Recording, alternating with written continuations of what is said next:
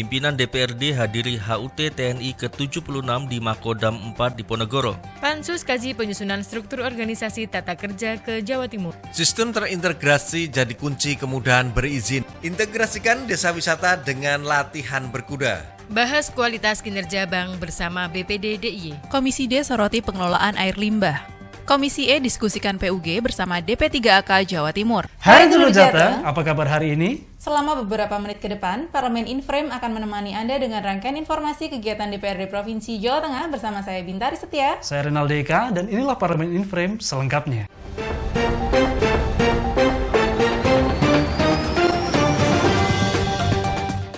Pimpinan DPRD Provinsi Jawa Tengah menghadiri peringatan HUT TNI ke-76 di lapangan Makodam 4 Diponegoro, Pudak Payung, Kota Semarang. Wakil Ketua DPRD Provinsi Jawa Tengah Sukirman menghadiri peringatan HUT TNI ke-76 di lapangan Makodam 4 Diponegoro, Pudak Payung, Kota Semarang. Acara peringatan itu digelar secara virtual dengan Inspektur Upacara Presiden Joko Widodo di Istana Merdeka, Jakarta. Dalam amanat Inspektur Upacara, Presiden memberikan apresiasi atas peran TNI selama ini menghadapi pandemi COVID-19. Mulai dari membantu mendisiplinkan warga untuk mematuhi protokol kesehatan hingga ikut menegakkan aturan di daerah yang menerapkan pembatasan sosial berskala besar atau PSBB. Usai upacara virtual, Pangdam 4 Diponegoro Maijen Rudianto juga memberikan apresiasinya kepada prajurit TNI yang ikut membantu masyarakat dalam pemulihan kondisi pandemi. Pansus SOTK DPRD Jawa Tengah melakukan penguatan data ke Setda Provinsi Jawa Timur pada Jumat 8 Oktober 2021. Panitia Khusus atau Pansus Struktur Organisasi Tata Kerja atau SOTK DPRD Provinsi Jawa Tengah melakukan penguatan data ke Setda Provinsi Jawa Timur pada Jumat 8 Oktober 2021. Kegiatan tersebut erat kaitannya dengan pembahasan Raperda tentang perubahan atas Perda Nomor 9 Tahun 2016 tentang pembentukan dan susunan perangkat daerah. Kunjungan dipimpin oleh Ketua Pansus Abdul Aziz dan diterima Kepala Biro Organisasi Setda Provinsi Jawa Timur, Triadi. Dalam paparannya, Aziz mengemukakan Pansus ingin mendapatkan masukan terkait terbitnya Permen Pendayagunaan Aparatur Negara dan Reformasi Birokrasi Nomor 17 tentang Jabatan Administrasi ke dalam Jabatan Fungsional. Turut disinggung pula mengenai PP Nomor 72 Tahun 2019 tentang perubahan atas Peraturan Pemerintah Nomor 18 Tahun 2016 tentang perangkat daerah yang mengamanahkan kelembagaan rumah sakit menjadi unit organisasi bersifat khusus atau UOBK. Dalam paparannya, Triadi menjelaskan, untuk saat ini perangkat daerah di Jawa Timur ada 43. Sekarang ini, Jawa Timur masih mempertahankan Bakorwil. Untuk Badan Litbang ada 1 sekretariat dan 4 bidang. Badan Litbang dibentuk dan disandingkan dengan proses, sejalan dengan penyederhanaan birokrasi. Komisi A berdiskusi dengan DPM PTSP Madiun mengenai perkembangan Mall Pelayanan Publik atau MPP. Dengan penggabungan atau terintegrasikannya semua aktivitas di masing-masing instansi, maka perizinan bisa dengan mudah dan cepat dikeluarkan. Itulah kunci bagi Pemkab Madiun untuk mengeluarkan segala perizinan di samping telah memiliki mal pelayanan publik. Demikian diskusi yang terdengar antara Kepala Dinas Penanaman Modal Pelayanan Terpadu Satu Pintu Madiun Arik Kristianto bersama Komisi A DPRD Provinsi Jawa Tengah pada Jumat 8 Oktober 2021. Pada kesempatan itu, anggota Komisi A Muhammad Yunus menanyakan perihal strategi mengintegrasikan sekian banyak pelayanan untuk menjadi sebuah keterpaduan. Menjawabnya, Arik mengaku tidak mudah mengintegrasikan atau memadukan semua instansi, mengingat masalah kemampuan SDM dan banyaknya personil yang sudah memasuki masa pensiun sehingga menjadi tantangan utama. Sekarang ini semua instansi yang ada di MPP tercatat ada 131 layanan dari 22 instansi. Di MPP itu juga ada sistem pelacakan melalui aplikasi yang dapat diakses oleh pemohon dengan cara memasukkan nomor pendaftaran. Kemudian sistem akan melacak keberadaan berkas tersebut telah sampai di instansi mana. Komisi B berkunjung ke User Stable and Riding Sidoarjo, Provinsi Jawa Timur untuk melihat perkembangan wisata desa yang diintegrasikan dengan klub berkuda. Komisi B DPRD Provinsi Jawa Tengah berkunjung ke User Stable and Riding di Desa Kalidawir, Kecamatan Tanggul Angin, Kabupaten Sidoarjo, Provinsi Jawa Timur pada Jumat 8 Oktober 2021.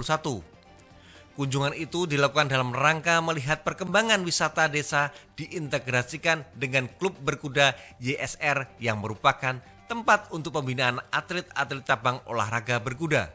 Pada kesempatan itu, Ketua Komisi B, Sumanto, mengaku sangat apresiatif dengan terobosan yang dilakukan oleh pihak pengelola desa wisata. Karena selama ini, tempat tersebut mampu mengintegrasikan wisata desa dengan pelatihan berkuda. Sementara pemilik YSR Zahlul Yusar mengatakan YSR sendiri dibangun di salah satu kecamatan dengan tingkat pengangguran yang cukup banyak. Dari kondisi itu, selain untuk wisata, YSR juga bertujuan menyerap tenaga kerja masyarakat sekitar. Tercatat sampai saat ini penyerapan tenaga kerja yang ada di YSR mencapai 150 orang dan ke depan harapannya lebih banyak lagi. Nantinya di YSR disediakan berbagai fasilitas menarik lainnya seperti spot foto yang instagramable, sepeda air, taman bunga, playground untuk anak, outbound, pemancingan, spot panahan, dan paling utama adalah arena berkuda. Komisi C berdiskusi dengan PT Bank BPD DIY membahas kinerja pelayanan dan keuangan dalam rangka penyusunan Raperda Perubahan Bentuk Hukum Bank Jateng. Komisi C DPRD Provinsi Jawa Tengah berdiskusi dengan jajaran manajemen PT Bank BPD DIY membahas kinerja pelayanan dan keuangan pada Jumat 8 Oktober 2021. Diskusi itu sendiri bertujuan mendapatkan data dan informasi dalam rangka penyusunan Raperda tentang perubahan bentuk hukum Bank Jateng dari perusahaan perseroan daerah atau Perseroda menjadi perseroan terbatas atau PT. Dalam diskusi itu, Ketua Komisi C DPRD Provinsi Jawa Tengah Bambang Haryanto mengaku apresiatif dengan berbagai inovasi pelayanan nasabah untuk meningkatkan kinerja keuangan BPD DIY. Selain itu, BPD DIY mampu mengembangkan digital banking atau perbankan yang terdigitalisasi sehingga bisa menjadi pembelajaran untuk Jateng. Mengenai adanya peraturan PP nomor 54 tahun 2017 tentang BUMD, Direktur Pemasaran PT Bank BPD DIY Agus Trimurjanto menanggapi bahwa pihaknya saat ini masih fokus pada urgenitas yang ada pada kinerja perusahaan.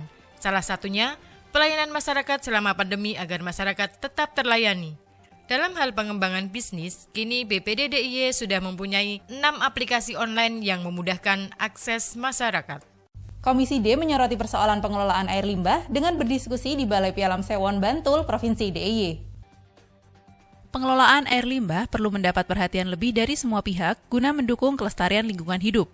Untuk itu, Komisi D DPRD Provinsi Jawa Tengah berupaya melakukan kajian, mengingat di Jateng sendiri belum memiliki pihak pengelola air limbah.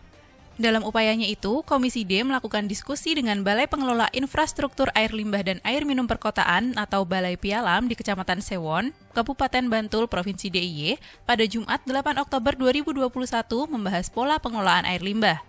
Saat berdiskusi dengan jajaran Balai, Ketua Komisi D DPRD Provinsi Jawa Tengah Dr. Alwin Basri menanyakan soal proses pembangunan Balai. Ia menilai keberadaan Balai itu sangat penting karena kinerjanya mampu mengelola sejumlah besar limbah dan diharapkan Balai seperti itu dapat menjadi percontohan di Jateng. Menanggapinya, Kepala Balai Pialam Provinsi DIY Rosdiana Puji Lestari menjelaskan, dengan adanya Balai Pialam Sewon yang memiliki fungsi untuk melindungi lingkungan dari pencemaran air limbah rumah tangga, peningkatan kualitas dan estetika lingkungan dapat terwujud. Hasil IPAL yang berupa air itu harus diolah menjadi bersih kembali sesuai mutu, lalu disalurkan kembali dan lumpur air limbah diolah menjadi pupuk organik dan batako. Komisi E berdiskusi dengan DP3AK Provinsi Jawa Timur dalam rangka penyusunan Raperda Pengaruh Utamaan Gender atau PUG. Mengingat pentingnya payung hukum untuk menangani persoalan gender, Komisi E DPRD Provinsi Jawa Tengah kini sedang mengebut penyusunan Raperda Pengaruh Utamaan Gender atau PUG. Salah satu upayanya dengan mencari data dan informasi ke Provinsi Jawa Timur yang telah memiliki Perda nomor 9 tahun 2019 tentang PUG. Dalam diskusi dengan jajaran Dinas Pemberdayaan Perempuan, Perlindungan Anak dan Kependudukan atau DP3AK Provinsi Jawa Timur pada Jumat 8 Oktober 2021, Sekretaris Komisi E DPRD Provinsi Jawa Tengah Sri Ruyati mengatakan, Raperda PUG nantinya bisa menjadi acuan dalam penanganan persoalan gender. Menanggapinya, Sekretaris sekaligus PLT Kepala DP3AK Provinsi Jawa Timur Diana Imayati mengatakan latar belakang adanya Perda PUG itu karena Indeks Pembangunan Gender atau IPG dan Indeks Pemberdayaan Gender atau IDG masih jauh di bawah rata-rata nasional. Selain itu, tingkat partisipasi angkatan kerja atau TPAK, angka kematian ibu atau AKI, angka harapan lama sekolah atau HLS, dan pendapatan perempuan juga masih ada kesenjangan. Dengan adanya pelatihan dan pembinaan bagi kaum perempuan, peningkatan kualitas sekaligus indikator untuk meningkatkan PUG itu dapat terdongkrak karena sesungguhnya pemberdayaan perempuan itu bukan cuma tugas DP3AK tapi dinas lainnya. Saya Bintari Setia. Saya Renaldi Eka. Terima kasih atas perhatian Anda. Salam Berlian TV, aspiratif, informatif.